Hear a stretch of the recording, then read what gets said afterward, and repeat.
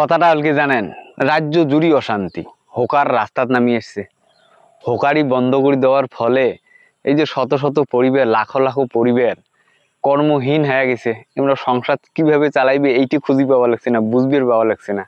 ফলে আন্দোলন নামে গেছে, রাস্তায় আসি গেছে। কিছু মানুষের বাড়িঘর বুলডোজার দিয়ে ভাঙি দেওয়া হয়েছে, এমরাও প্রতিবাদ জানার উদ্দেশ্যে রাস্তায় আসি গেছে। কোরবানি নামাজের সময় গরু কুরবানি দেওয়া যাবে না, সেই উদ্দেশ্যে গরু দেবো করাটা ব্যান করে দিছে, বন্ধ করে দিছে। এবার কিছু মানুষ আবার কিছু গরু ছাগল পালন করছে, যাই কিনে ভাবছে যে কোরবানির নামাজের সময় বেচালে ভালো কিছু পাইছি পাওয়া যাবে। উমার পেটও টাকা যাচ্ছে, ওমরাও রাস্তা চলে এসছে। এবার যদি লক্ষ্মীর ভান্ডার থেকে অন্নপূর্ণা ভান্ডার কনভার্ট করবে, যেভাবে ভোটের আগত কুল যতটা সহজ সরল ভাবে কনভার্ট হবি, এলা দেখা যাবে না অমন নয় 13 পাতার এখন ফর্ম ছাড়ি দিছে। আমার মা বোনি আর পরিশান। আর আমার মুখ্যমন্ত্রী কি করবে লিখছে? মুখ্যমন্ত্রী বলদের পিটি চুলকি দিবে লিখছে, বাছুরের সাথে কোলাকুলি করবে লিখছে।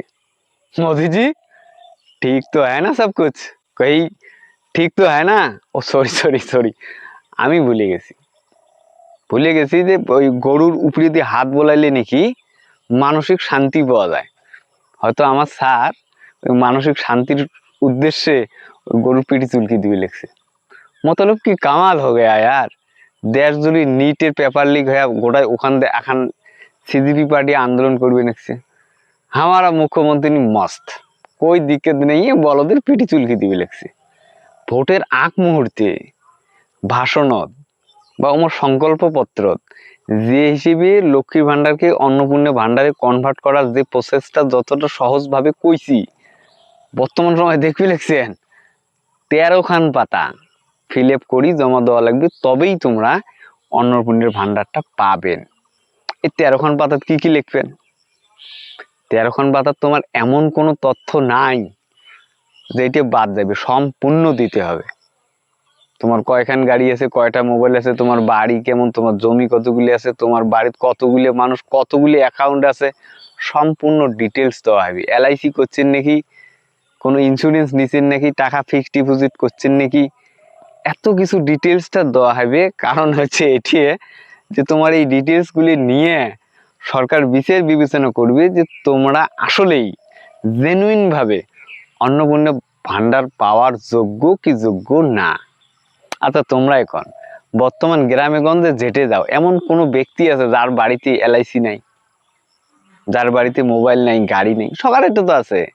সরকার কবে যে তোমরা সঞ্চয় করবে দেখছেন আগামী দিনের জন্য, ভবিষ্যতের জন্য। তোমরা কে আর লক্ষ্মীর ভান্ডার অন্নপূর্ণার ভান্ডার নেবেন? অন্য অন্য বাড়ির ফ্যামিলির যে ব্যাংক অ্যাকাউন্ট গুলি আছে, এগুলো ট্রানজাকশন চেক করবে, যথেষ্ট টাকা লেনদেন হয়। ধনী মানুষ তো তোমরা কেন অন্নপূর্ণার ভান্ডার নেবেন? তো সরকার এক পাক থাকি এটা ভালোই করছে, অধিকাংশ মানুষ ধনী শ্রেণীতে ফেলাইছে। ভালোই করছে, খারাপ কিছুই না। মানুষ বুঝবে, মানুষ ঠিকই বুঝবে ইয়ে বলা জুমলা থা। তবে ঠিক আছে, এখন কি করার আছে কন? বিশেষ করে খারাপ লাগে ওই সময় দেশের ভিতরে এত ধরনের বিশৃঙ্খলা, এত ধরনের, এগুলো সমাধান করো না। আর বলদের পিঠি চুলকি রেখেছে একজন মুখ্যমন্ত্রী হিসেবে, এর খুব লজ্জাকর বিষয়। আমার শরম লাগে। মানুষ এইটি গতি যে আমার মুখ্যমন্ত্রী কিনে আরে ক্যা করে মোদিজি সামালিয়ে। অন্তরাষ্ট্রীয় বাজার বাইরে দেশের মধ্যে কি একটা ছবি তৈরি হবে, যে জায়গার মধ্যে ভারতবর্ষ বিপ রপ্তানিতে 5ম স্থান থেকে 2য় স্থানে চলে গেল, আগামীতে হয়তো 1ম স্থানে যাবে। সেই দেশের মধ্যে গরুর এই সম্মান, মুখ্যমন্ত্রীর মতো স্তরের মানুষ গরুর পিঠে চুলকি দেয়, আর বিপ রপ্তানিতে আমরা 2য়। লজ্জাটা আমাদের না, আপনাদের পাওয়া উচিত। স্যার কেন? যদি বন্ধ করতেই হয় সম্পূর্ণরূপে, তো কোম্পানিগুলি আগে বন্ধ করেন না। ইগো কনফ্লিক্ট চলছে যে মুসলমানদের এটা করতেই দেব না। তোর হয়ে গেছে তো, ওরা করবে না। এখন তো দেশের কাজ দিয়ে একটু মনোযোগটা দেন। মা বোনে হর পরিশান, 13 পাতার ফর্ম দেখি ভয়ে কাবু হয়ে গেছি, কে চাল স্যার। ঠিক আছে, আজকে এতটুকুই, ধন্যবাদ।